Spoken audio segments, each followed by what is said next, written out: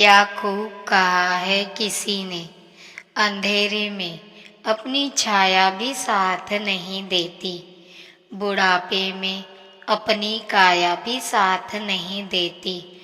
सारा जीवन दांव पर लगा दिया जिसके लिए अंत समय में वो माया भी साथ नहीं देती। हेलो दोस्तों, मैं हूँ लीना नानकानी। स्वागत है आपका मेरे चैनल पर। सुनाती हूँ एक छोटी सी कहानी। यह प्रश्न सदियों से चला आ रहा है कि इस सृष्टि में कौन बड़ा है, भक्त या भगवान। सभी व्यक्तियों के इस संबंध में अलग अलग मत हैं। अधिकांश लोगों का यही कहना है कि भगवान बड़े हैं, तो कुछ कहते हैं भक्त।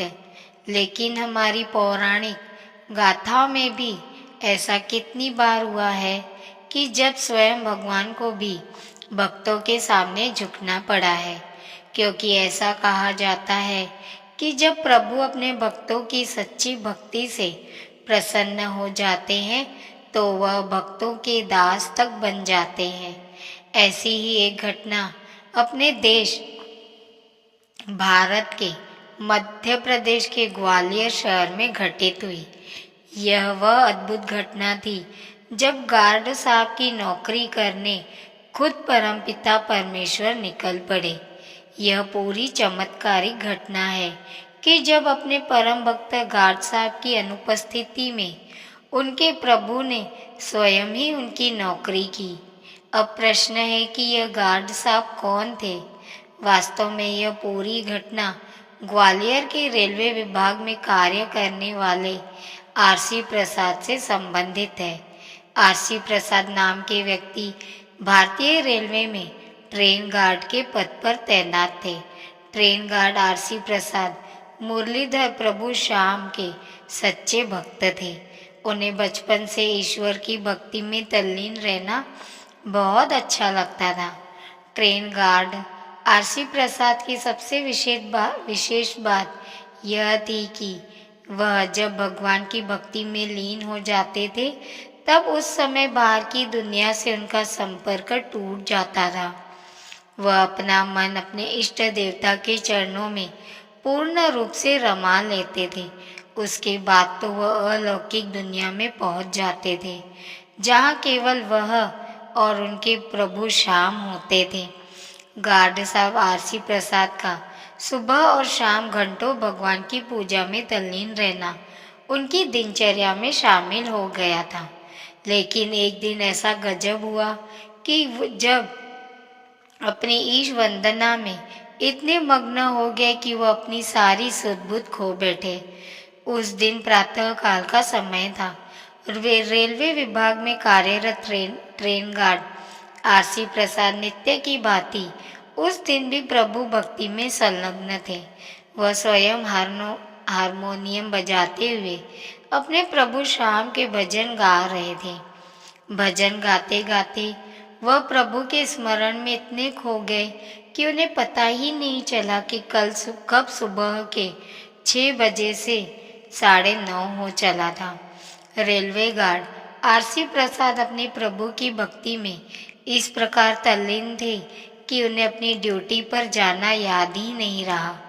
जब 9:30 बजे गार्ड सुबह पूजा करके उठे तब उन्हें याद आया कि आज उन्हें अपनी ट्रेन ग्वालियर रेलवे स्टेशन से लेकर गुना रेलवे स्टेशन तक जाना था, जिसके लिए उन्हें 9:15 बजे स्टेशन पर पहुंचना था। लेकिन 9:30 बज चुके थे। रेलवे गार्ड आरसी प्रसाद हड़बड़ा उठे। उन्होंने तुरंत अपनी यूनिफॉर्म पहनी और तेजी से बाइक से रेलवे स्टेशन की तरफ चल पड़े।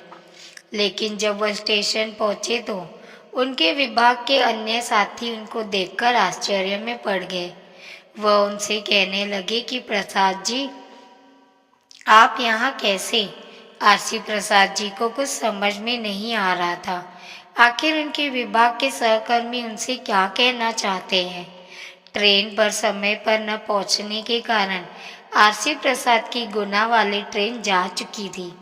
अब गार्ड आरसी प्रसाद अपने अधिकारी से समय पर ड्यूटी के लिए न पहुंचने के कारण सॉरी बोलने के लिए गए, लेकिन जैसे ही वो अपने अधिकारी के पास पहुंचे तो वह भी उनको देखकर चौंक उठे।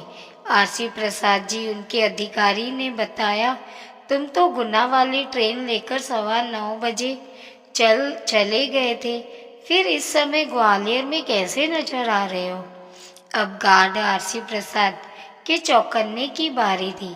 उनके मन में यह प्रश्न उठ रहा था कि आज भगवान की पूजा में देर हो जाने के कारण जब वह सुबह स्टेशन पर पहुंचे ही नहीं, तो उनके स्थान पर वह कौन था जो ट्रेन लेकर चला गया? क्योंकि विभाग के लोगों का यही कहना है कि मैं उस ट्रेन को लेकर गुना रेलवे स्टेशन गया हूँ, इसलिए ऐसे में फिर यहाँ ग्वालियर के स्टेशन पर मैं किस प्रकार खड़ा हूँ? अब रेलवे गार्ड आरसी प्रसाद का माथा ठनका। उन्होंने सोचा कि मैं तो सुबह के समय प्रभु की पूजा में लीन था। उस समय हो न हो उनके प्रभु शाम ही उनकी नौकरी बचाने के लिए गार्ड बनकर ट्रेन से गुना चले गए। जब आरसी प्रसाद ने लोगों को यह बात बताई तो किसी को भी उनकी बात पर विश्वास ही नहीं हुआ, लेकिन फिर भी सभी लोग इस बात को सोचने के लिए विवश हो गए थे कि कोई तो था जो गार्ड आरसी प्रसाद के स्थान पर ट्रेन लेकर चला गया। रेलवे गार्ड आरसी प्रसाद प्रभु की इस कृपा से पूरी तरह गदगद हो गए। वह बार बार यह सोचकर भावुक हो रहे थे कि उनके प्रभु श्याम ने उनके स्थान पर रेलवे की नौकरी की।